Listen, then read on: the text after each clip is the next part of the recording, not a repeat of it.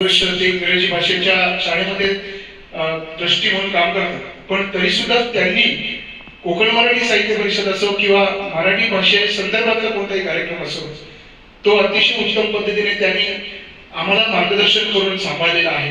नुकताच त्यांच्या प्रशालेत, इंग्रजी प्रशालेत सुद्धा त्यांच्या माध्यमातून अतिशय सुंदर असा मराठी भाषा दिन साजरा झाला आणि हे खूप स्वागतार्ह आहे.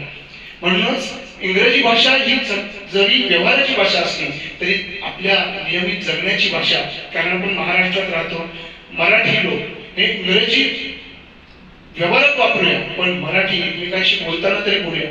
कारण ट्रेनमधून प्रवास करताना सुद्धा बरेचसे मराठी लोक हे हिंदीतून बोलतात, हे चुकीचं आहे कुठेतरी.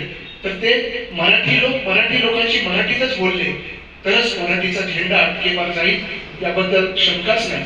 यानंतर मी सन्माननीय विजय मसुरकर सर यांना विनंती करतो की आपण काही क्षण आपल्याला मार्गदर्शन करावं.